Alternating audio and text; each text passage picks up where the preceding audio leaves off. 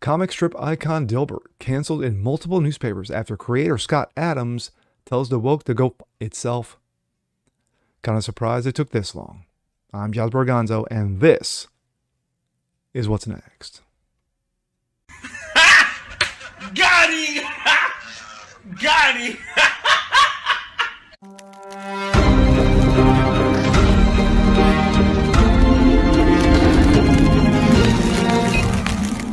Hey, what's up, everyone? Jasper Gonzo here. Another What's Next, your daily dose, weekend edition.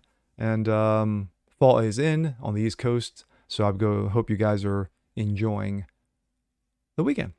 Anyway, I'm going to try to lighten things up a little bit, somewhat. Dilbert, the iconic comic strip that has been around since 1989, of course, makes fun of office themes. Creator Scott Adams, over the last several years, of course, it has his own podcast, Coffee with Scott Adams, and pretty much makes fun of the woke movement. Of course, he is anti-woke, and of course, that is filtered into his comic strip. No surprise to anyone, his comic strip has gotten canceled in 77 newspapers because he flipped a script on identity politics. Let's take a look. This comes out of the post-millennial. Dilbert canceled by 77 newspapers after Scott Adams began incorporating anti-woke content, black character who identifies as WHOOITE. Nice. As you can see, some of the comic strip there. Author of the newspaper comic strip Dilbert, Scott Adams has revealed that his work has been removed from nearly 80 markets. Speaking with Fox News, Adams revealed that Dilbert, a comic that he has written and illustrated since 1989, is no longer being printed by Lee Enterprises, which owns nearly 100 papers across the country. It was part of a larger overhaul, I believe, of comics and why they decided what was in and what was out. That is not known to anybody except them, I guess, Adam told Fox News. You can see that is his official tweet. The comic series, which makes fun of office culture and themes within the workplace, appears in thousands of newspapers across 57 countries and is published in 19 languages. The popular comic strip has spawned books, calendars based off the series, with more than 20 million sold. Adams told Fox News that Dilbert wasn't the only comic strip that faced a chopping block, with other strips being canceled by the outlet, though the decisions to which ones they were getting rid of were made individually. In recent strips, Adam has poked fun of environmental, social, and governance issues and introduced a new character named Dave, who is black, but identified as white. Describe the character. Adam said that Dave is named after his brother and is a prankster and likes to mess with his boss, who's happy to have met with his diversity quota in hiring Dave. Quote, all of the wokeness and anything that permeated from ESG, so that stuff is made way into the business world and then it became proper content for Dilbert, Adam said. The problem is that people see that even though it's a workplace-related joke, but it's more about how they implement it. Of course, he writes, the timing of Dilbert getting canceled by 77 newspapers, one large chain, is probably a coincidence. Excuse me.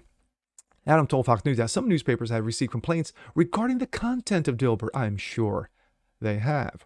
But said that it wasn't true and whether those complaints had anything to do with the comic being removed. He said, though, the cancellation has dealt a substantial financial blow to him. In a comic that was published on Tuesday, the supervisor is seen explaining how to increase the company's ESG rating to Dave. Dave, I need to boost our company's ESG rating, so I'm promoting you to be our CTO. I know you identified as white, so that won't help with our ESG scores, but would it be too much trouble to identify as gay? The supervisor asked. Depending on how hard you want me to see it, Dave responds. Just wear better shirts, the supervisor replies. Nice. Of course, this is from Epic Comics.